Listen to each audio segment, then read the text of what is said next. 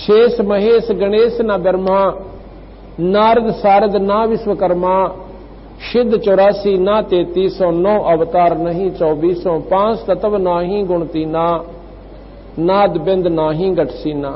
ये चित्रगुप्त ना कीर्तनम बाजी, धर्म राय ना पंडित का जी, धूं कार अनंत युग बीते, जादन कागज कौ के नचीते। अब ये बात जो बताई कि यहां पर कुछ भी नहीं था, ना ब्रह्मा ना विष्णु ना शिव ना ये पृथ्वी ना पानी ना 5 तत्व ना 3 गुण, तो महाराज कहें कि वे उस समय बताओ तुम कहां थे? तो बोले जी फिर आप कहां थे? धर्मदास बोला जा दिन थे हम तख्त खवासा, जा दिन थे हम तख्त खवासा, तन के पाजी सेवक दासा, सांख योगन पर लो परवाना। यहां पर शंखों योग से परलय थी और सतपुरुष के हम संग रहाना। हम तो वही सतपुरुष के पास रहते थे। दास गरीब कबीर का चेहरा, सतलोक मरामरापुर डेरा। अमरपुर वो लोक, वो स्थान जो नष्ट नहीं होता, उसको अमर लोक कहते हैं, उसको अमरपुर कहते हैं, वो सतलोक कहलाता है। अब यहां पर विष्णु लोक को अमर लोक कहते हैं ये भक्तजन जिन्होंने पूर्ण ज्ञान नहीं है। अमर लोक वो भी है लेकिन वो कुछ समय के लिए अमर है। जैसे काल बताया था कि 7 ब्रह्मा मरेंगे जब एक विष्णु मरेगा, और विष्णु उपासक शिव उपासक शिवलोक को अमर लोक कहते हैं, और 7 विष्णु समाप्त होंगे जब एक शिव की समाप्ति होगी। अमर ये भी है लेकिन ये अस्थायी अमर है, कुछ समय के लिए अमर है। वैसे तो जीव भी अमर है उमरता को ना, लेकिन दुख न्यो का न्यो। तो उस सतलोक में जैसे राजधानी तो चंडीगढ़ भी है और राजधानी वहां भी है, दिल्ली वाली भी है। अमरलोक ये भी है, अमरलोक वो भी है। ये अमरलोक इन भगवानों का है और वो अमरलोक उस पूर्ण परमात्मा का जो कभी नष्ट नहीं होता। इसलिए सतलोक जो चीज है वो कभी नष्ट में नहीं आती, नाश में नहीं आती, उसका पूर्ण प्रमाण है। दास गरीब कबीर का चेरा, चेरा कहते हैं चेले को, सागिर्द पुत्र। दास गरीब कबीर, कबीर कौन है? ये पूर्ण परमात्मा है, अनंत कोट ब्रह्मांड के भगवान है। जब मैंने ये बात शुरू में सुनी कि कबीर और भगवान किसने बनाया, मेरे मन में यूं इतना क्यों अज्ञानता के अंधेरे में ना बेरा के कह दे प्राणी, कबीर किसने भगवान बना दिया? हमने तो कदे सुना कोई ना, मन स्वीकारा कौन करे। और जब पढ़ा कबीर सागर और फिर गरीबदास जी का ग्रंथ साहिब, वो लाल और लालड़ी वाली बन गई मेरे संग मत है। अपने आप परख होगी, आप भी देख लेना, पर जो रुचि कर सुनेंगे और अपने मन में संशय उत्पन्न ना करेंगे तो आपको ये जगह बनाओगी, स्थान, ये बात कि बिल्कुल ज्यों की त्यों है, इसमें कोई फर्क नहीं है। ना तो महाराज जी ने ब्रह्मा विष्णु की शक्ति को नकारा किया जो शास्त्रों में प्रमाणित है, और ना ही उपलब्धि जो ये ऋषि लोग प्राप्त कर सकते हैं तन मन धन त्याग के ला के उस ईश्वर के चरणों में अनन्य मन से जो भक्ति भगवान विष्णु शिव की करते हैं, उनको ये भी नकारा नहीं किया कि उनको ये उपलब्धि नहीं होती, लेकिन उनका रिजल्ट बताया है, परिणाम बताया है कि अरबों खरबों वर्ष भी अगर तुम स्वर्ग में रहेगे तो भी मरे सरेगा। तो ये कोई सुख सथाई हमारी दृष्टि में तो आया नहीं, वो कहते हैं बंदी छोड़। सतलोक में सबसे पहले सतपुरुष ने अपने अनामी लोक तक आके, सतलोक से ऊपर और लोक हैं, 3 लोक और हैं, एक अलख लोक है, एक अगम लोक है, एक अनामी लोक है। अनामी लोक में जहां पर वो पूर्ण परमात्मा निराकार रूप में रहता है, और सतलोक में वो आकार में आता है। जैसे निरंजन अपने लोक में, वही नकल निरंजन ने की, अपने निरंजन लोक में आकार में है और मृत मंडल में यहां निराकार शक्ति उसकी काम करती है, उसने उल्ट कर रखा है। तो सतलोक में आके सतपुरुष ने एक कमल के फूल पर, कमल का फूल बिना पानी के वैसे अपनी शक्ति से ऐसे बनाया, उसके ऊपर सफेद कमल के फूल पर स्वयं सतपुरुष आकार में आ गया। उनकी इतनी चमक है कि एक रूम में इतनी चमक निकलती है जैसे करोड़ों सूर्य और करोड़ों चांद मिला दे, और दोनों की रोशनी मिलकर जो चमक देवा पर गर्मी ना हो, इतनी झलक उस बंदी छोड़ भगवान सतपुरुष के एक रूम में तो निकल रही है। इतना उनका तेजो में शरीर है। तो सतपुरुष ने अपने कहते हैं 17 शब्द उच्चारण किए, वहां सतलोक की सृष्टि रची। एक तो जैसे पूरा 10 किले हों और फिर उसमें कंस्ट्रक्शन करनी न्यारी होती है, वो रचना की। एक शब्द से उन्होंने वहां के उस सतलोक के सब द्वीप रच दिए। एक द्वीप की इतना क्षेत्र है कि ये सारे ब्रह्मांड और उस एक द्वीप के कोण में रखे जा सकते हैं। इतना बड़ा विस्तार एक द्वीप का है। तो सबसे पहले बंदी छोड़ ने एक शब्द से वहां के सभी द्वीप रच दिए और फिर 16 शब्द उच्चारण किए। शब्द से सृष्टि होती है सतलोक में, ये मैथुन सृष्टि नहीं है। पहले शब्द से दीप लोक आदि रच दिए, दूसरे शब्द से फिर 16 शब्दों से 16 पुत्र वहां जिन्होंने वहां पर कंट्रोल करना है उस सारी सृष्टि के सतलोक की को, वो बनाए। दूसरे शब्द से कूरम, ये पहला पुत्र है सतपुरुष का कूरम, उसी की नकल एक कूरम यहां इस मृतमंडल में, इसमें एक ब्रह्मांड में भी है, 3 लोक में कूरम यहां भी है। उसका नाम कूरम है। शकल कूरम जैसी नहीं है, कछुए जैसी सतलोक वाले की। यहां पर एक देव है, वो कूरम है, उसकी कछुए जैसी आकृति है और वो बहुत शक्तिशाली है। यहां भी उसको काफी उसकी शक्ति बताते हैं। दूसरे शब्द से कूरम, तीसरे शब्द से ज्ञानी, चौथे शब्द से विवेक, 5वें से तेज, 6ठे से सहज और 7वें से संतोष, 8वें से सुरत, 9वें शब्द से आनंद, 10वें शब्द से अक्षमा, 11वें शब्द से निष्काम और 12वें शब्द से जलरंगी और 13वें शब्द से अचिंत, 14वें शब्द से प्रेम, 15वें शब्द से दयाल और 16वें शब्द से धैर्य, 17वें शब्द से योग संतान। ये 16 पुत्र बंदी छोड़ सतपुरुष ने वहां पर अपने सतलोक में अपनी शब्द शक्ति से बनाए। इस प्रकार 17 शब्द उच्चारण किए, जिसमें 16 शब्दों से 16 सुत पुत्र, एक शब्द से सबदीप व लोक, मानसरोवर आदि रच दिए। 16 पुत्रों को अलग अलग द्वीप देकर रहने की आज्ञा दी। सभी पुत्र अपने अपने द्वीप में आनंद से रहने लगे। फिर सतपुरुष ने अचिंत जो कि 12वां पुत्र है, जो 13वें शब्द से उत्पन्न हुआ था, अचिंत से कहा कि सृष्टि की रचना करो। कौन सी सृष्टि की? जो सतलोक में, जैसे उड्डा की ड्यूटी ला रखी एक महकमा है कि वो मकान बना के दे सबने, इस प्रकार अचिंत ने वहां की कंस्ट्रक्शन और करनी थी।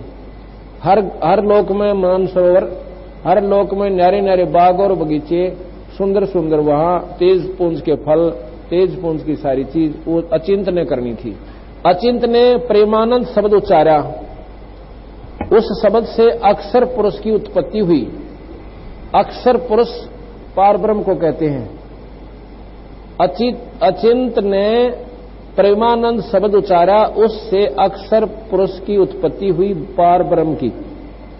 अब ये बातें याद रखनी पड़ेंगी आपने। एक पूर्ण ब्रह्म, एक पार ब्रह्म, ये सारे शस्त्र सुलझेंगे आपके।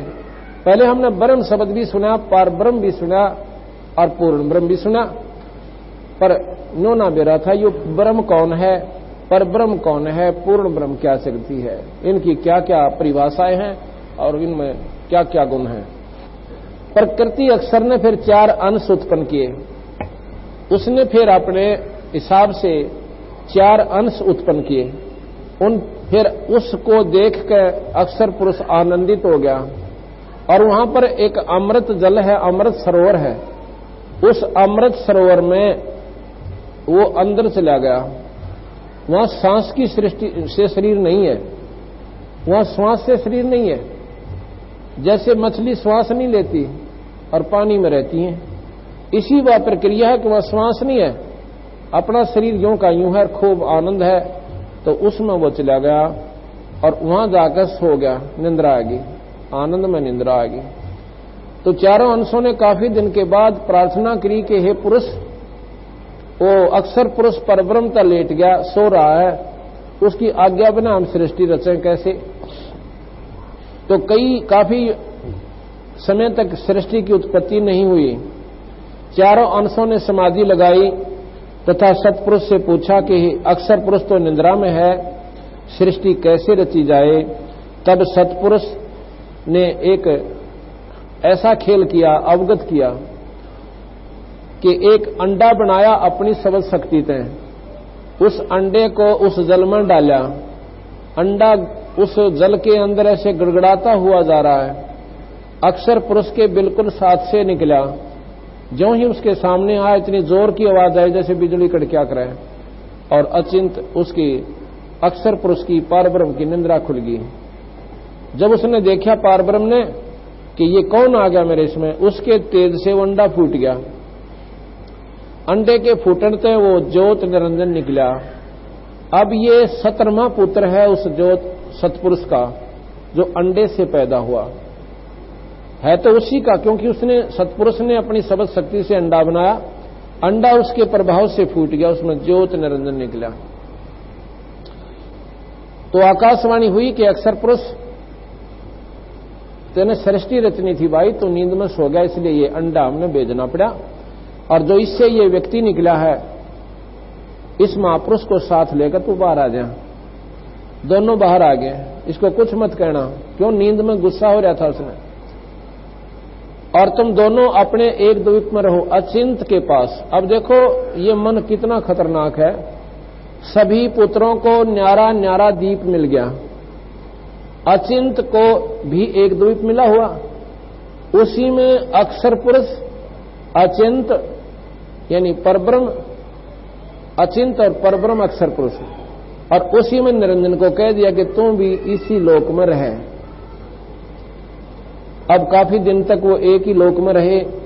निरंजन ने सोचा कि एक द्वीप में हम तो 3 जने हैं और बाकी एक एक आनंद मारे, मैं तो अपना न्यारा राज लूंगा, इस एक में मैं नहीं रहता।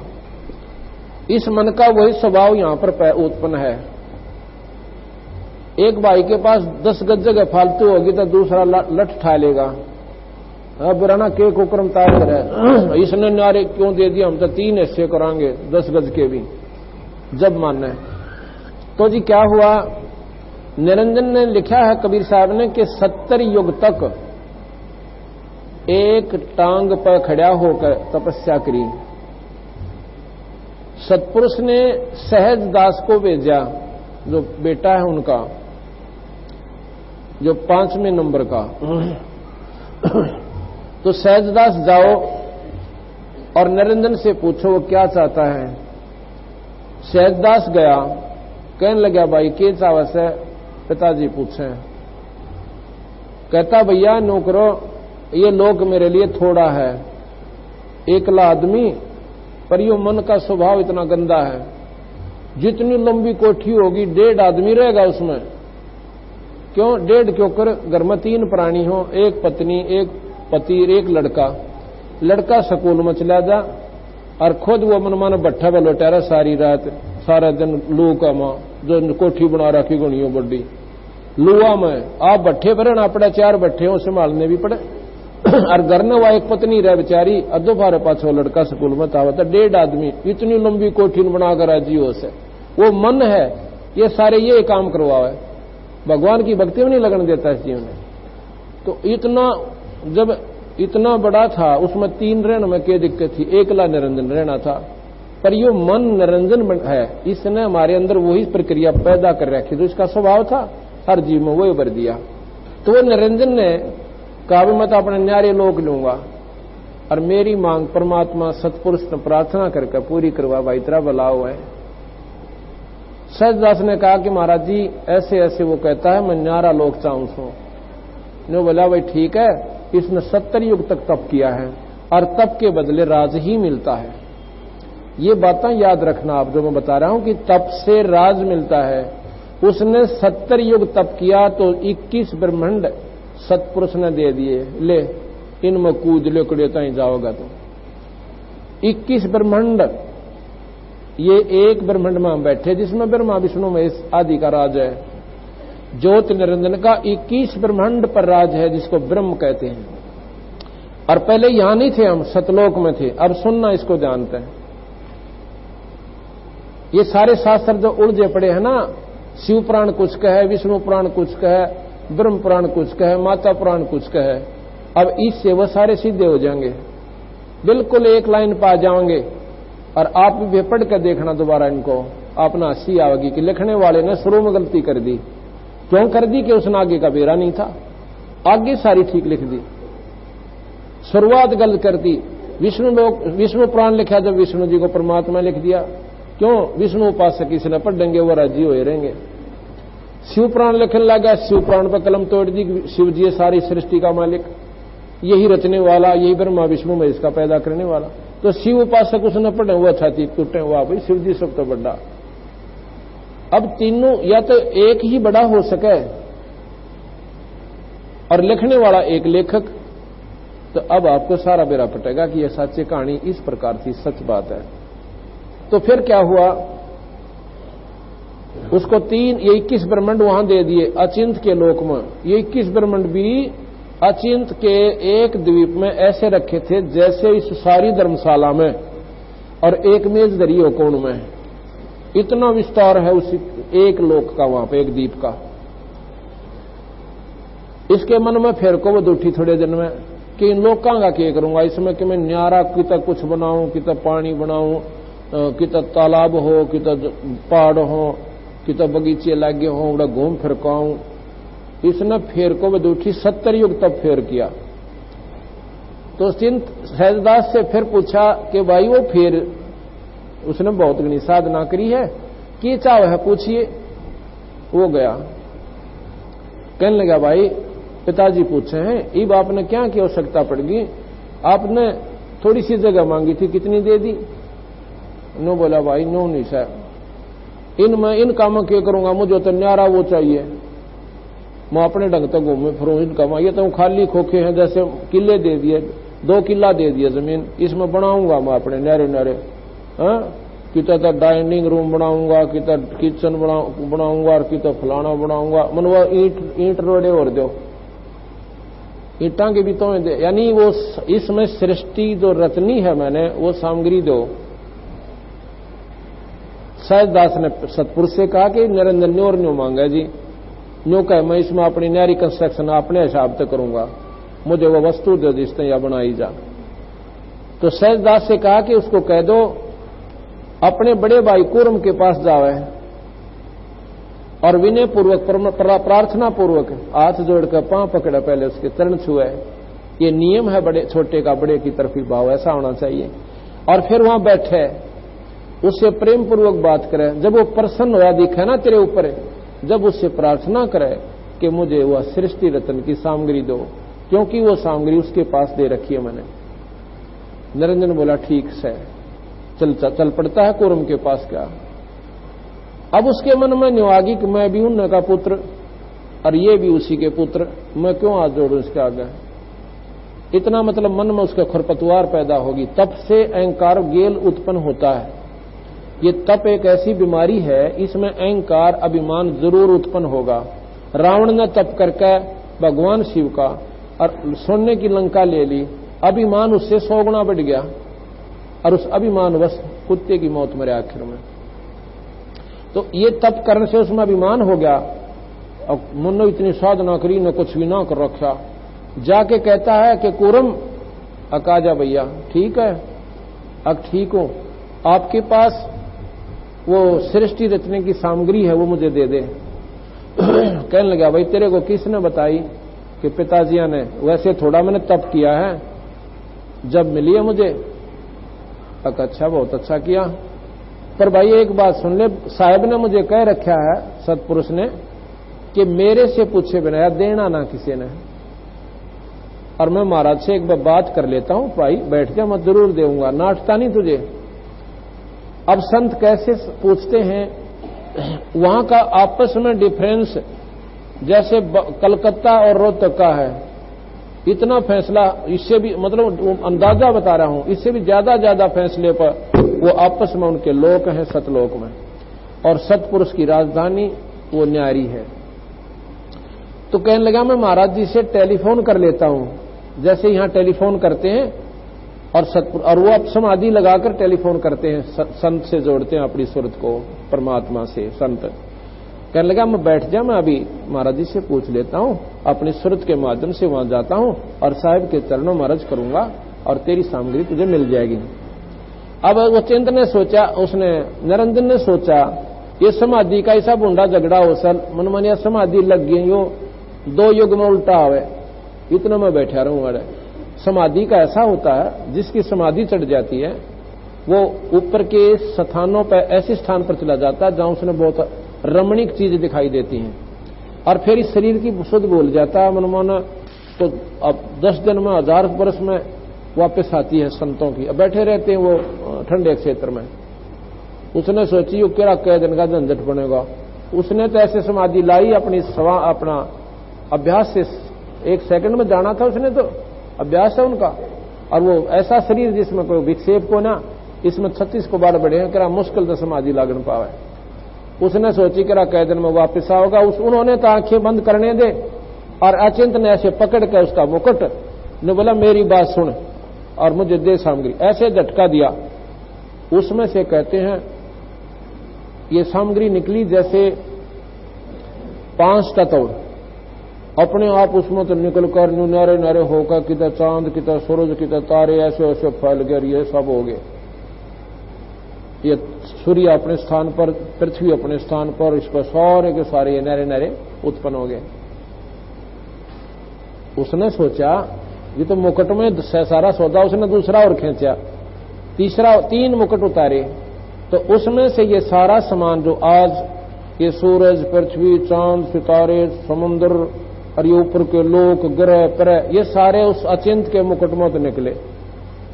अब यहां पर अनजान आदमी जो आज के ज्यादा विद्वान, साइंस को ज्यादा महत्व देते हैं, वो लोग नो सोचेंगे निरे गोपोड़ फेल रखे, ऐसा क्या मुकुट होगा, ये बनावटी बातें हैं कि उसमें ये पहाड़ और पृथ्वी चांद और सूरज कैसे आ गए। तो कबीर साहब साथ की साथ गरीबदास जी इसका प्रमाण देते हैं कि जैसे बड़का वृक्ष देखा आपने, वट वृक्ष, वो सारे रोहतक में का फैल सकता है अगर उसको आगे बढ़ने का स्थान मिल जाए। तो एक वट वृक्ष सारे रोहतक में का घूम सकर आगे भी जा सकता है। और वो उसका बीज क्या है, एक उसका फल होता है बेर जितना, और उस फल के अंदर बीज होते हैं। और कोई नो कहे कि इस इतने फल में 1000 बड़ हैं, 1000 वट हैं। कौन से वट, जो ये फैल रहा 2 किले में कर, ऐसे ऐसे इस वट के बीज फल में 1000 ये वट वृक्ष है। तो जिसने इस प्रोसीजर का नहीं बेरा, जिसने इस विधि का नहीं मालूम कि बीज से वृक्ष बना है, और तो वो एकदम सटराई करेगा दिमाग, अगी सी झूठ बोला करो जो जत जावे, ये बड़ और इसमें 1000 क्यों करावे बूझ, यानी उसको ऐसा मूर्ख समझेगा और उसने ज्ञान नहीं है। इसी प्रकार जो अपनी बुद्धि से विचार करते हैं, तो ये बीज रूप में थी सारी सृष्टि, और इनका बीज ऐसा था कि उस मुकुट के एक कोने में लगे हुए थे, वजन भी नहीं था। और जब मुकुट से बाहर आते हैं तो वो प्रोसीजर आप पर फैल गया। ये बाहर के वातावरण से ये ऐसे ढंग से उनका नियम था ऐसे बन जाना। जैसे दिवाली के ऊपर बच्चे एक टिकिया होती है इतनी छोटी सी, बिल्कुल छोटी सी, टॉफी का भी 5वां हिस्सा चकोर सी, और उसका एक तिल्ली लगाते हैं, और उस तिल्ली इतनी टिकिया में तो नो घूमकर इतना ऊंचा सांप बन जा। वह टिकिया तो किस ढंग की, और वो सर्प नो घूम कर इतना लुकड़ गया, नो दूर तक घूम गया। इसी प्रकार इस पृथ्वी, इस सृष्टि की रचना और ये मूल रूप में ऐसे सत्पुरुष के पास कूरम को दी हुई वहां पर रहते थे। अब आगे चलिए। अब इसने देखकर बड़ा राजी होया, निरंजन बड़ा प्रसन्न हो गया, कह देता पृथ्वी लोक पावे, यहां से कूदे पाताल लोक में जावे, फिर स्वर्ग लोक में, फिर और नारे नारे और घने द्वीप बने हुए थे, वहां पहुंचा, उनमें खूब घूमे। अब एक बार जाके देखो पिकनिक स्थलों पे पहाड़ में, मन चाह है कि वो देखूं कि सुंदर दिखे, उड़े तई गोडे टूटने चढ़ा, इतना फलानी देखूंगा, उड़ा बड़े झरने बहु संवाई, झरना से पहुंचा इतने गोडे टूटने। फिर दूसरे बाउड़ा झील बहुत बढ़िया बतावे, फदड़ फदड़ झील तई जावे, भाई झील देख लिया, उड़ा चिड़ियाघर बन रहा से, वो सारा देख का आखिर में थक कर घर चालक चाल करने चालक। इस प्रकार ये सारा घूम के अपने फेर लोक में आ गया। फिर विचार करे कि इस खाली का बनेगा कि इसमें मेरे जैसे और भी कि मैं हो न देखे, देख जाकर राजी रहूं, प्रसन्न रहूं, और भी प्राणी हो तो गणा बढ़िया काम हो जाए। किसी ने उस लोक में छोड़ दूंगा, किसी ने उस लोक में, फिर उन्हें मिलन फेटन जाया करूंगा, आनंद सा आया रहेगा। ऐसा सोच के 64 युग फिर तप करता है। अब सतपुरुष ने सोचा ये तनाड़ी बालक से हैं, ये और भाई अपने बैठे भक्ति करें, लौला रे मालिक में ना कोई चिंता ना फिक्र, पर इसने तो ना तो यहां रहना और ना इस भक्ति में इसका मन लग रहा। सतलोक में जो रहना होता वहां प्राणी की आप पर लौला गिरा भगवान में, अटया नहीं जानता। तो उसने सोचा कि अब इसका पक्का इलाज करता हूं, यो नहीं माने।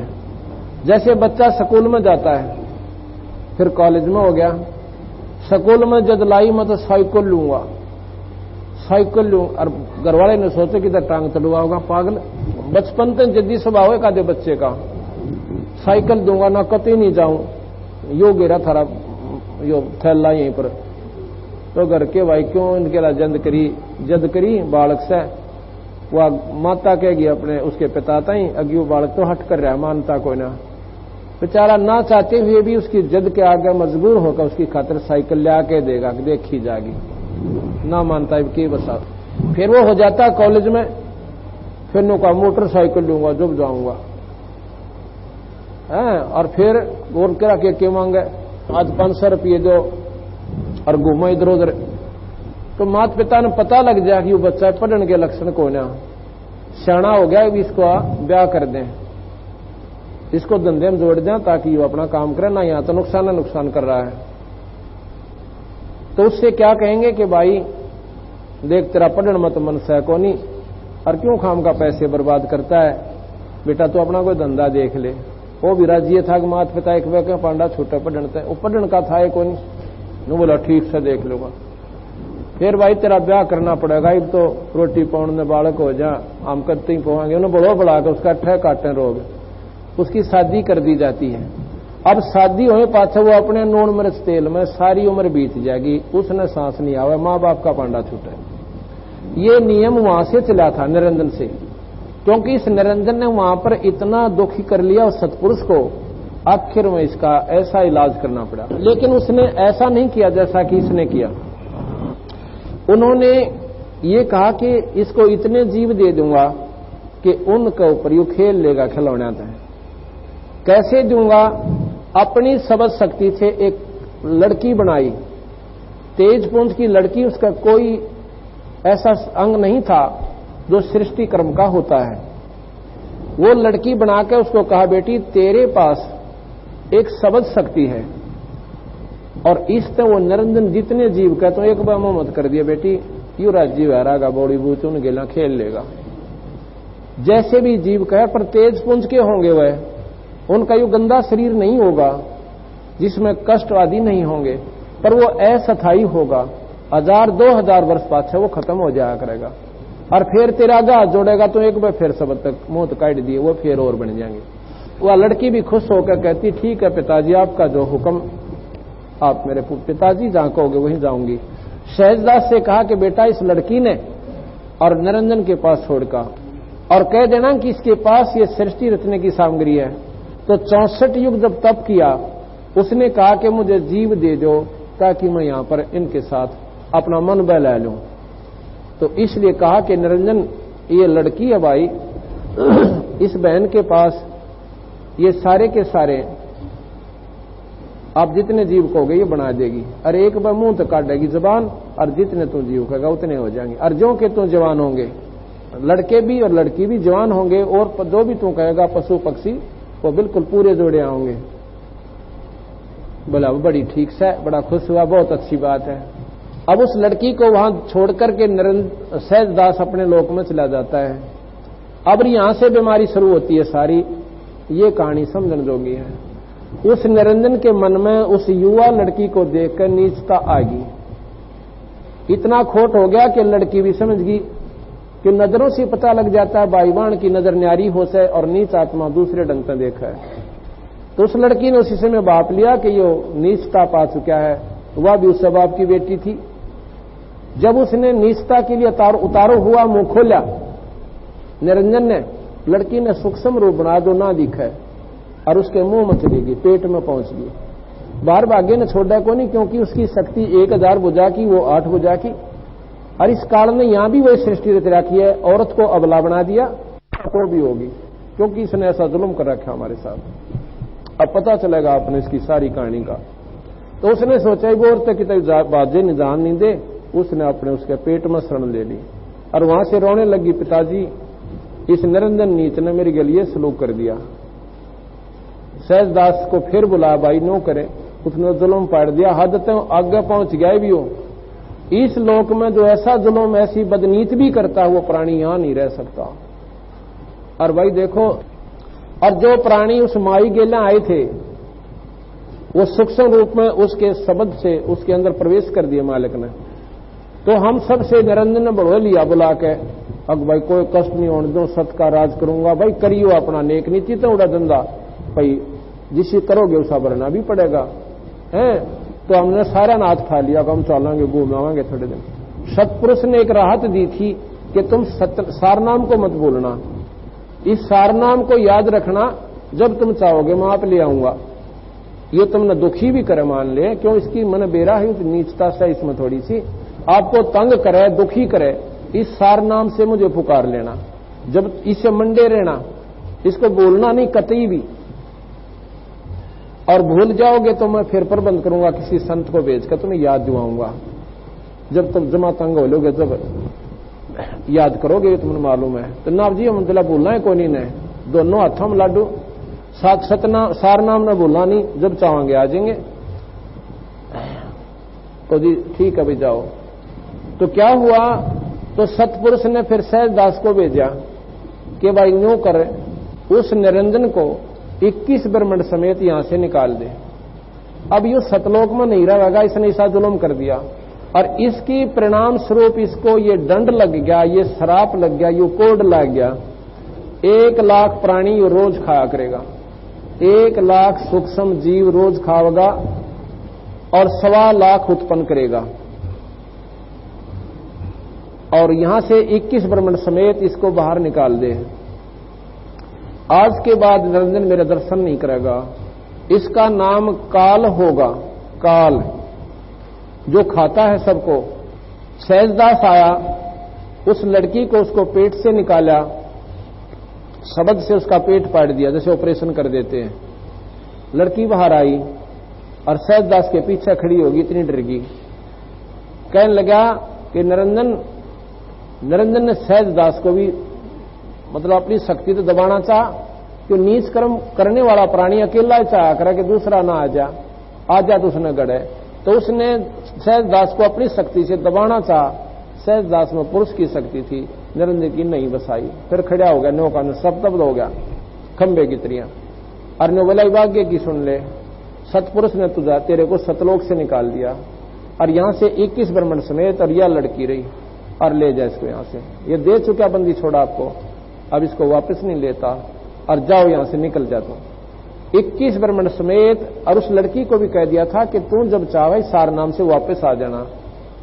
अब यहां क्या किया, वो लड़की कौन है, ये 8 भुजा वाली, ये आदि माया अष्टंगी, इसके समेत 21 ब्रह्मंड समेत ये निरंजन आगे आ गया। आगे रास्ते में सहजदास का लोक फेर पड़े, जो वहां से चला था ये। तो वहां आकर हाथ जोड़े सहजदास, भाई मैंने तू यहां रख ले, मेरे गलती होगी, मैं माफी मांगू सु, और मैंने वहां विषय लोक में ना भेजो। सहजदास बोला मैं महाराज जी से पूछ रहा हूं, अपना पीछा छुटवाओ था, नाटूंगा तो फिर लड़ेगा। मैं महाराज जी से पूछ लेता हूं, कहेंगे तो रोक लूंगा, तेरी अर्ज कर दूंगा, हाथ जोड़ूंगा तेरी तरफ से। उसने सतपुरुष से फिर अर्ज करी, महाराज जी वो निरंजन फिर मेरे से प्रार्थना कर रहा है, ने कहा मैंने रख लो यहाँ पे। सतपुरुष ने बोले खबरदार दे यहाँ रखा है, विषय लोक जाति नु बाचा मन कर्म वचन से कहता हूं सहजदास, वो ये प्राणी यहां नहीं रह सकता और जल्दी निकाल यहां से। तो वहां से फिर ये 21 ब्रह्मंड को लेकर शतलोक से 16 शंख कोश की दूरी पर हमें यहां ले आया। नील पदम शंख 16 शंख कोश। कबीर साहब ने, गरीबदास जी ने ये डायमेंशन भी दे दी, ये पैमाना भी बता दिया कि इस 21वें ब्रह्मंड का ये आखिरी लोक है जिसमें हम रहते, ये आखिरी ब्रह्मंड है और इसका आखिरी लोक है पाताल लोक। पाताल लोक से और सतलोक 16 शंख कोश की दूरी पर है, 16 शंख कोश, नील पद्म शंख। तो यहां आ गया ये। अब इसने सोचा पिताजी हम जो करना था कर लिया, तो अपनी मनमानी करूंगा। अब उस लड़की की तरफ उसने फिर दोबारा बदनीत करी, उसने फिर प्रार्थना करी, निरंजन तू मान जा, घना दुख पावेगा, तेरी वाह बयान माटी होगी, तेने संगवाई नहीं जागी, इतनी ढंग की सृष्टि होगी। ने बोला तू अपना काम करे। जबरदस्ती शादी करके 3 बच्चे उत्पन्न किए। बड़े का नाम ब्रह्मा, दूसरे का विष्णु और तीसरे का शिव हुआ। शेरा वाली इन तीनों की माता है। और शक्ति पुराण पढ़ के देखो, इसमें साफ लिख रखा है, शक्ति जो पुराण है, देवी का जो पुराण है, देवी पुराण में पढ़ के देखो कि ये तीनों जगत जननी है, जगदम्बा है, ये ब्रह्मा विष्णु महेश की भी माता है। लेकिन पिता का बेरा इसमें भी कोई ना, वो बंदी छोड़ना बताया। तो क्या किया, अब निरंजन ने सोचा 1 लाख जीव रोज खाऊंगा, यदि यहां स्वर्ग में रहूंगा तो सारे देवता मेरे तो नफरत करया करेंगे, मेरे कहीं देखे भी कोई नहीं, सब प्राणियों को पता लगेगा। मैं ऐसे गुप्त शतान सजाऊंगा, ऐसे गुप्त रूप से इनको उठाया करूंगा यहां से, और ये मेरे पास आके और इनसे वो वासना निकाल के इनको वापस फिर उल्टे भेज दिया करूंगा। तो उसने जब ये तीनों बच्चे हो लिए, इस शेरा वाली माई से कहा अपनी पत्नी से कि माया बात सुन ले अकां जी, अब मैं तो दर्शन किसी प्राणी को देऊं को ना, मैं निराकार रूप में यहां रहा करूंगा, आपकी शक्ति मेरी निराकार रूप में यहां काम करेगी।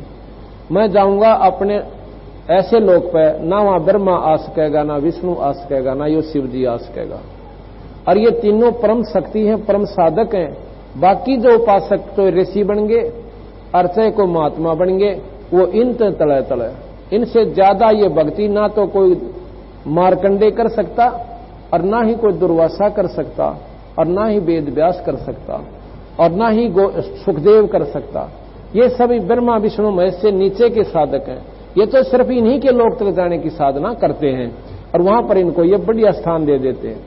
तो वहां कहते हैं निरंजन लोक में नहीं आ सकते ये कोई भी। और बीच में 3 महाशून्य बना दी, 3 शून्य ऐसी बना दी। शून्य किसे कहते हैं, वोकम प्लेस, वो खाली स्थान जिसमें केवल प्रकाश दिखाई देता है।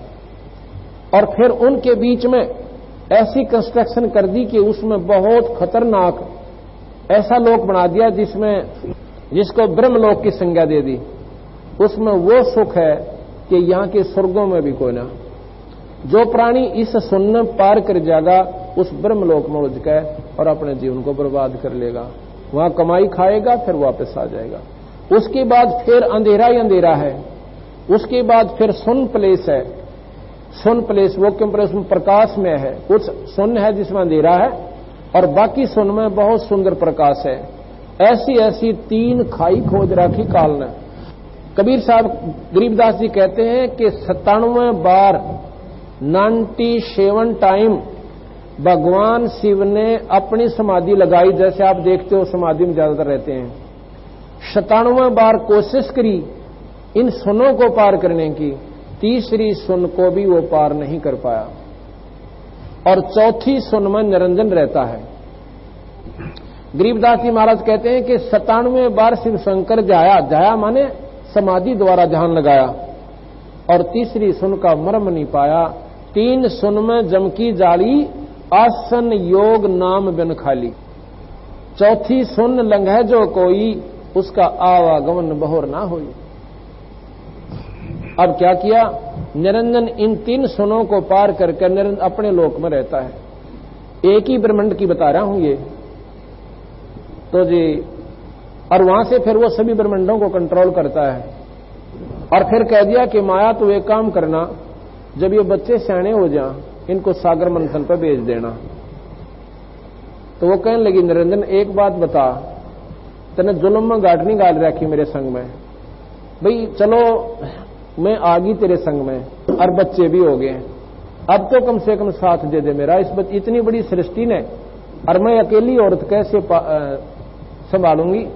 कहने लगा, घबराओ मत ना, मैं तेरे साथ रहूंगा, पर रहूंगा गुप्त रूप तय, दिखूं को ना ब्रह्मा ना दर्शन दो, ना विष्णु ना शिव जी ने।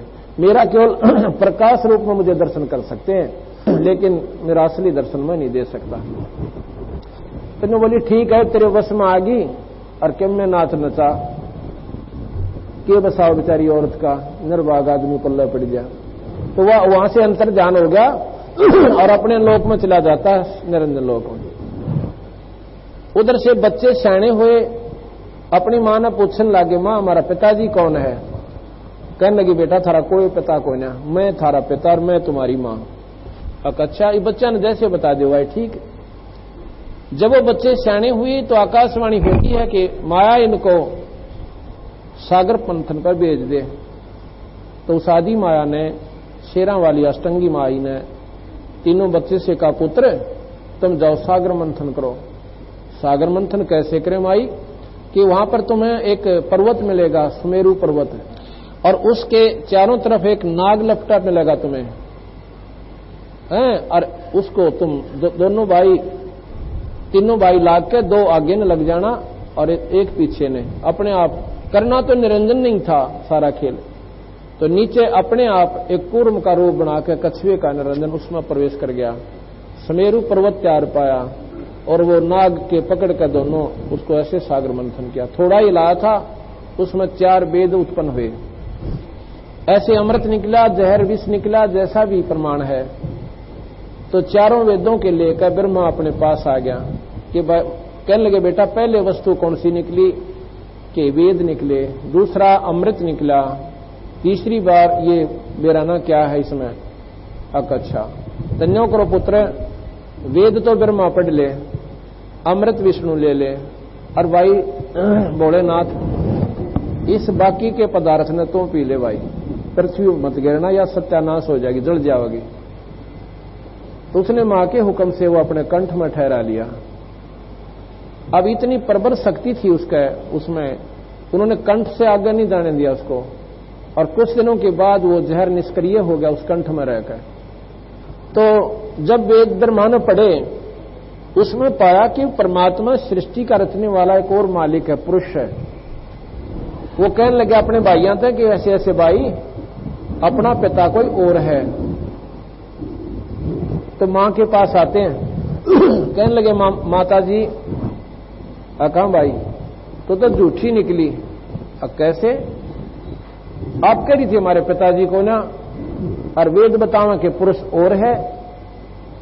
ने बोले भाई है तो, पर मैं बताने में असमर्थ थी। क्यों? क्योंकि भाई अगर मैं तुम्हें बता देती कि तुम्हारा पिता 21वें ब्रह्मांड के आखिरी लोक में रहता है, और तुम मन मन जद ला लेंदे, पिताजी के पास ले चलो, हम तो रोने लग जाते। मैं कित लेकर जाऊं भाई, ना तो मैं जा सकती वहां पे, और ना बेटा तुम जा सकते। कहने लगे भाई माता जी यहां भी झूठ बोला, थोड़ी सी बात न लको है, छुपा रही है। ब्रह्मा बोला कैसे, कि वेद में लिखा है योग समाधि द्वारा हम अपने पिता निरंजन के दर्शन कर सकते हैं। माई बोली भाई दर्शन तक कर नहीं सकते, एक प्रकाश दिखाई देगा, और उसने थारा काम चल रहा है कोई ना। जिसने वो प्रकाश दिखाई देगा उसमें सिद्धियां आ जाएंगी। ने बोले माँ तेरा यकीन मारे तो उठ गया, अब तेरी बात पर विश्वास करें को ना। मैं तो समाधि लाऊंगा और ऐसे वेदों लिखे अनुसार साधना करूंगा। ब्रह्मा और कहने लगी भाई ना पाया तो कि मैं भी कोई ना आऊं, ना पाया तो नहीं मिला तेरा पिताजी तो मैं भी नहीं आऊंगा माता। अगर अच्छा भाई ठीक से तेरी मर्जी, जा। टिपके बसावा मां की अनाड़ी बाल टकरा दिया। 4 युग तक ब्रह्मा जी ने समाधि लगाई, पर कहां दर्शन होने थे। ऊपर से आकाशवाणी हुई कि माया तने सृष्टि नहीं रचवाई। वो कहती है माई कि सृष्टि कैसे रचवाऊं, वो तेरा जेठा पुत्र तो वहां जा बैठा समाधि लाकर तुझे ढूंढ रहा है, उसको कह दे मैं दर्शन देऊं नहीं, चाहे लाख वर्ष योग बैठा रहे, और कुछ ऐसा तरीका बना के वापस आ जा, उसको वापस बुलाओ। और ब्रह्मा ने तो सृष्टि रचनी, और वो जा बैठा। तो उसने कहा कि क्या करूं कि एक लड़की बना अपने शब्द से, और उस लड़की को उसके पास भेज दे। उसने एक गायत्री नाम की माया ने अपने शब्द से सृष्टि व लड़की बना दी। अब बेटी अपने भाई ब्रह्मा ने लिया बुला के, अपने भाई ब्रह्मा ने बुला के लिया, और उसको कह देना कि भाई मां ने याद करे हो, और सृष्टि रचनी भाई थारे बिना रची नहीं जाती, तेरे बिना। अच्छा माता जी। तो वहां जाके उसने आवाज लगाई कि ब्रह्मा ब्रह्मा, अरे ब्रह्मा खड़ा हो, मां बुलावे। ब्रह्मा की समाधि ऊपर जारी, देखा तमाशे ऊपर के लोकों में नजारे जो हो रहे थे। कहीं से झरना है, कहीं पर ऐसे हीरे पन्ने जवारातों के ऊपर पहाड़ हैं, उनको देख रहा, बड़ी रोशनी है। फिर आवाज दी, नहीं उठा। मां से समाधि द्वारा संदेश भेजा कि माताजी ये नहीं उठ रहा। मन तो सारी कोशिश कर ली।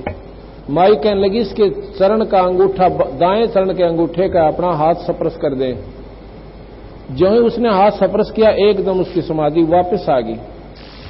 और सामने लड़की युवा को देखकर और क्रोधित हो गया, तू कौन कुलटा है, कौन नीच है, तू मेरे धर्म को भ्रष्ट करने के लिए आई है, तुझे श्राप देता हूं। मैं परमात्मा ढूंढ रहा हूं, तू मुझे भंग करने के लिए आई है। वह कहने लगी, ब्रह्मा बात सुन ले, मैं मां ने भेजी हूं और ऐसे ऐसे आपको बुलाया से, मेरी बात सुन ले, फिर श्राप दे देना, पर पहले श्राप मत देना, 2 मिनट हट जा। और तेरे बिना भाई सृष्टि नहीं रची जा सकती। मेरा कोई शौक नहीं तेरे पास आने का, मां का आदेश पालन किया मैंने। ईब तेरी मौत, तू चाल चाहे मत चाले, मेरे मुझे श्राप नहीं दे, मैं ये गई। अगना डट जा बहन, डट जा। अब उसने सोची पिता तो पावना, तो न्यू बोला मैंने पिताजी मिलानी, मां को कह के आया था, वहां तो मैं कति अंडी पाक कर चला था कि मां पिताजी मिल गए तो आऊंगा, ना कति नहीं आऊं। न्यू बोली भाई मैं क्या बताऊं, एक काम कर दिए, क्या, मेरी झूठी गवाही दे दिए कि न पिताजी के दर्शन हो गए, मैं चल पड़ूंगा तेरे साथ। न्यू बोली भाई मैं क्यों झूठी गवाही दो, पाप की भागी बनो। तो उसने ये यहां बताने जोगी बात भी नहीं है, लिखी हुई शास्त्र में। उस लड़की ने स्वयं ऐसा प्रसन्न किया, तो ब्रह्मा कहने लगा ठीक है। फिर उसने सोचा कि एक और अपना साथी बना लूं गवाह देने की खातिर। तो वह कहने लगी एक लड़की और तैयार करती हूं मैं अपनी समझ शक्ति से। उसने एक लड़की और तैयार करी, उसका नाम पौपवती रखा कि ये अपनी दोनों की गवाही दे देगी कि हमारे सामने हम दोनों गवाह हो जाएंगे तेरे कि ब्रह्मा ने दर्शन हुए। तो उस लड़की ने भी वही शर्त रखी। ब्रह्मा ने वो भी स्वीकार कर ली कि वो तो अपना एक ओडा एक बहाना चाहा था, किसी प्रकार में वापस चला जाऊं, वैसे जा नहीं सकता था। तो ऐसे उन दोनों ने झूठी गवाही देने का स्वीकार कर ली। तो ब्रह्मा आ गया, आके अपनी मां से पूछ रहा। मां ने पूछा बेटा आ गया? आ गया बेटा। मां आ गया माता जी, बहुत अच्छा किया पुत्र, तेरे बिना सृष्टि रची नहीं जावती। पर एक बात बता भाई, तने पिताजी के दर्शन हुए तेरे के? हाँ माता जी कति, और वैसे थोड़ा हूं था मैं भी जद का पक्का हूं। जब उसने इतना कॉन्फिडेंस से कहा, विश्वास के साथ, तो मां भी चक्कर खाएगी कि भाई इसका मैं क्यों कर प्रमाण मानूं कि इन दोनों ने पूछ ले, इसके आगे दर्शन दिए मतलब साकार में आके। वो बोली रे आए सच्ची बताओ, इन दर्शन हो गए? कहा माता जी हमारे सामने हुए। उन्हें सोची ये निरंजन भी नाराज उठा, मेरे ताई कह मैं दर्शन दूं ना, और इनको दर्शन दे दिए। एक लवा जैसे क्रोधी हो जाती है पत्नी और बोल रहे को ना, एक तरफ जा बैठी। निरंजन ने पता चला की बात से तू ऐसे नाराज क्यों हो रही है, अंदर से सूक्ष्म रूप से प्रेरणा देता है।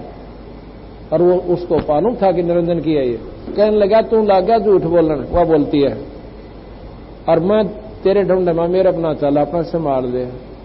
कहने लगा की बात कि वो कह तू मेरे से कहता मैं दर्शन नहीं दूं और ब्रह्मा का मन दर्शन हो गए। अब वो झूठ बोलो तीनों जने, वो अपना ही आप पे मस्टोक बनाए बैठे, अपना आप पे उन्होंने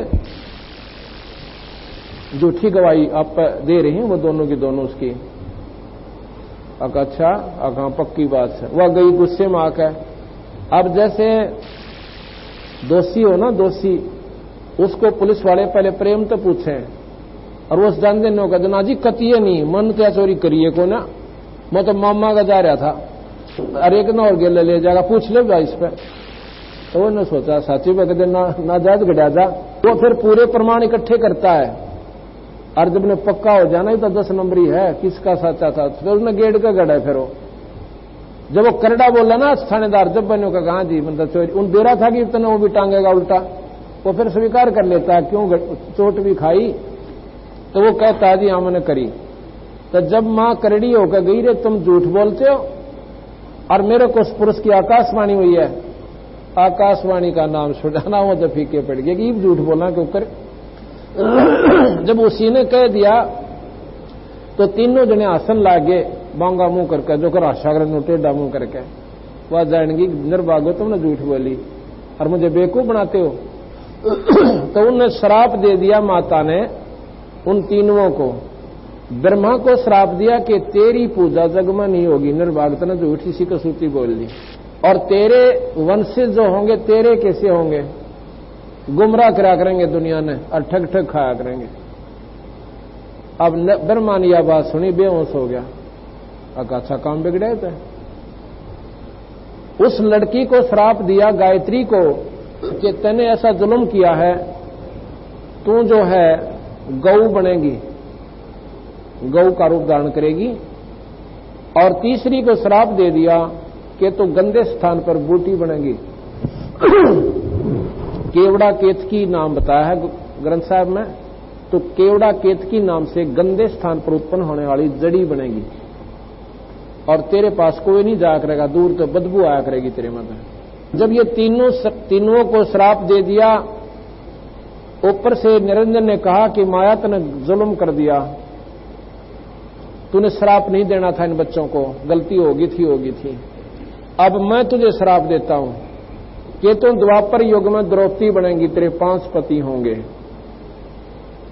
अब माई ने बोली ठीक है निरंजन, ना तो तू करण दे और ना तू करे, अब इनको मैं ताड़ूंगी नहीं तो ये कंट्रोल कैसे होंगे मेरे से, और ये श्राप तूने मेरे को और दे दिया। फिर कहती है विष्णु जी को बुला के कि बेटा बात सुन, अब ब्रह्मा जी ने तो ऐसे ऐसे आपके पिता के अपने के दर्शन करने गया था, इसने तो मिला नहीं, और तू भी कोशिश कर ले कहीं फिर बीच में समाधि लाकर बैठ जाओ या सृष्टि रचनी है। विष्णु जी वहां से चल पड़े, शेष नाग के लोक में पहुंच जाते हैं। ये सारे शास्त्रों का निखार बता रहा हूं आपको, कति एक रस हो जाएंगे, कोई संशय नहीं रहेगा। सारे पुराण सारे शास्त्र गीता भागवत रामायण एक रस होती आ जाएगी। वहां जाके और वहां पर शेषनाग उत्पन्न हो लिया था सागर मंथन से पहले, निरंजन ने अपनी शक्ति से पैदा कर दिया था।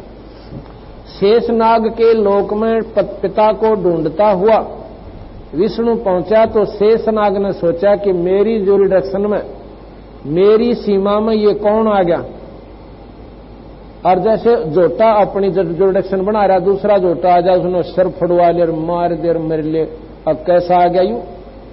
इसी प्रकार हम सब में व्यर्थ है, राजा ने अपनी जुरिडक्शन बांट रखी है, अपनी सीमा बना रखी है। तो जब वो पहुंचा तो एकदम सोचा ना समझा 1000 फुणों से और अपने जहर का वो एकदम फुंकारा मार दिया, जैसे आंधी उठ कर, और विष्णु जी दिखाई भी नहीं दिए और सारा शरीर सांवला हो गया। अब जब वो हट लिया जहर का वो अंधेरा सा, उसने देखा ये आया कहां से, देखा है तो 1000 फुणों ने शेषनाग नौकरे खड़ा है कि आगे आगे तो डसूंगा। ये तो तेरे को एक अल्टीमेटम दिया कि भाग जाए यहां से। अब विष्णु जी ने सोचा ला इसकी अभी गर्दन दबाऊ, नकम्मे ने कोई बात हुई या मैंने कुछ कहा ना, कुछ सुना नहीं है, और इसने कोई बात हुई ऊं कह देता, बताओ यहां पर मैं चला जाता, इस कीड़े न भी मारता हूं। जब वो चला तो आकाशवाणी निरंजन ने सोची कि ये तो लड़ लड़ मरेंगे आड़ा सारे, सृष्टि रचे को ना। आकाशवाणी करी के विष्णु अब इसको मत मार, जब तू द्वापर युग में कृष्ण बनकर जाओगा तब इसका बदला ले लेना। इसने उड़गड़ दिए पर ईब ना कुछ कहे, और ये भी वहीं जाओगा, काली दम उत्पन्न होगा। तो शांत होकर जाके अपनी मां ने साची बता दे कि मैं दर्शन तो तेरे तुमने किसी ने नहीं दूं भाई, मुझे कोई दर्शन मेरे नहीं कर सकता, अर्थे कितने युग घूम ले, और अपनी मां ने साची बता देना, तेरा ब्रह्मा वाला हाल हो जाएगा। विष्णु जी वहां से वापस आ गया, आके मां ने पूछा कि पुत्र पिता के दर्शन हुए? अगर नहीं मां मुझे नहीं हुए। तो मां ने छाती से ला लिया, अग बेटा तू सतवादी होगा और तेरे को पालन पोषण का महकमा देती हूं और तेरी जगत में वाह वाह वाह करे की, तो सतोगुणी होगा। उधर से फिर भगवान शिव बुलाया कि आजा बेटा, तेरे दो भाइयों ने तेरा पिताजी मिला नहीं, यानी परमात्मा दर्शन नहीं हुए ज्योत निरंजन के, अब तू भी अपनी कोशिश कर ले। शिव जी कहने लगे मां जब बड़े भाई ने नहीं मिला और मेरे से विचलन नहीं मिला तो मैं तो कोशिश ना करता, पर एक काम कर दे माई, एक रहम कर दे मेरे पर, एक वर दे दे अकमांग भाई कि ऐसा वर दे दे मैं कदे नहीं मरूं। नो बोले भाई ये तो मेरे बस का कोई ना, ये तो इस निरंजन लोक में हो ही नहीं सकता कि जन्म मरण ना हुआ है, जो पैदा होया सब वो मरेगा और जो मरा सब वो पैदा जरूर होगा। जैसा मैं एक कथा जब शुरू करी थी बीच में छोड़ गया था, हैव ग्रीवा जो था उसने साधना करी थी तो प्रसाद बता दिया था। तो ऐसा है, तो वो माई कहने लगी भाई जो पैदा होगा वो मरेगा और जो मर गया उसका जन्म जरूरी है, पर पुत्र तेरे को एक तेरे पर रहम करती हूं, तन विशेष रस करी है, वो क्या कि एक विधि बताऊंगी, तेरी आयु सब तो लंबी हो जाएगी। अकमा यह बता दे कि तू ज्यादातर समाधि में रहना और अपने प्राणों को 10वें द्वार पर रखना और ठंडे क्षेत्र में रहना, तेरी आयु सब तो लंबी हो जाएगी। तेनों बोला ठीक है माता जी। तो भगवान शिव जी ज्यादातर समाधि में रहते हैं, आप देखते हो उनके अर्ध समाधि में रहते हैं। कोई समय आता है जब अपना उसने प्रलय करनी होती है, जब प्रलय के लिए आदेश दे देता है उसके बाद फिर समाधि में बैठ जाता है। बाकी यहां पर जो घटना है उसने प्रेतों की ड्यूटी ला रखी है, गणों की, जो भी यहां पर कोई मारना है, मरवाना है, एक्सीडेंट करवाना है, ये वो गण करवाते हैं शिव के, ये प्रेत कराते हैं, वो नहीं करते। और जब प्रलय करनी होती है, जब वो स्वयं आंखें खोलते हैं, तीसरा नेत्र उससे नष्ट कर देते हैं। क्यों करते हैं अब पता लगेगा। इसके बाद आकाशवाणी फिर हुई कि तीनों पुत्रों का ब्याह कर दे। अब किसके संग कर दूं कि या तू सोच किसके साथ करना है। तो माया ने तीनों पुत्र बुलाए, ने बोले बेटा ऐसे करो, अब तुम ब्याह करने जोगे हो गए, सयाने हो गए, अब तुम मेरी गेला ब्याह कर लो। माया कहने लगी। तो तीनों के तीनों क्यों, ब्रह्मा ने ज्ञान हो गया था, वेद पढ़ लिए थे। न्यू बोली माँ तो जमाए नकमी निकली, माता और हमारी पत्नी हो, तने कुछ तो सोचना था निर्भाग। न्यू बोली बेटा मैं तो न्यू सोचू थी कि तुम भी अपने पिता के से नकम्मे तो नहीं हो, तुम्हारा मैं देखूं थी तुम्हारे अंदर कितना ज्ञान है, तुम्हारा कितनी बुद्धि है। तो वो चुप हो गए, सच्चे मां के लिए परीक्षा लेती हो। तुम ऐसे करो, सागर मंथन करो और तुमने वहां 3 लड़कियां मिलेंगी, ये ख्यास रखना पहली कौन सी, दूसरी कौन सी, तीसरी कौन सी निकला है, उनको न्यारी न्यारी लेके आना और सारा ब्याह होगा। अब ब्याह के साम उन्होंने फिर करा सागर मंथन। कहते हैं 3 इस माया ने अपने 3 रूप बनाए। एक सिद्धि बहुत चोलेदार है, किरा कह रूप बना सकता है, वो न्यो का न्यो भी रहे, अपना तीसरा 3 रूप बना के गुप्त रूप में छुप गई। तो पहले लड़की निकली, दूसरी निकली, तीसरी निकली, 3वां लेकर आ गए। कहने लगे माता जी ये पहले निकली, ये दूसरे नंबर की या तीसरे की। पहली का नाम सावित्री रखा, ब्रह्मा से ब्याह दी, अब क्या तेरी बहू भाई या तेरी पत्नी। दूसरी या तेरी पत्नी भाई लक्ष्मी या विष्णु का ब्याह दी, लक्ष्मी नाम दे दिया। और तीसरी की शादी कर दी, इसका नाम उमा है और ये शिव जी गेला ब्याह दी। अब तीनों का ब्याह हो गया। इसके बाद सुर यानी देवता और असुर राक्षस ये उत्पन्न हुए। एक ही पिता का एक बेटा था, ईसा बढ़िया है कि मात पिता की आत्मा ठंडी रखे। हर एक पैदा होते मां गिला लड़न लग गया, झगड़ा करता हुआ आखिर में दारू पीने लग गया, नाक में दम कर रहा है। तो ऐसे ही बीज और कबीज दोनों पैदा होने लग गए इस गंदे लोक में। ये सृष्टि का ऐसा क्रम है। तो इससे सुर भी देवता भी उन्हीं में थे जो बकवाद करने लगे, दारू पीने लगे, बण में रहने लगे, मांस खाने लगे, वो राक्षस कह लगे। और दारू पिए पास आदमी ना बेरा के कर दे उसको राक्षस ही कहते हैं। आज से पहले 50, 40, 30 वर्ष पहले तो हम भी देखा करते थे कि गांव में कोई दारू पीने वाला व्यक्ति नहीं था। एक आध निकम्मा आदमी हुआ करता जिसने सभी दृष्टि से देखा करते।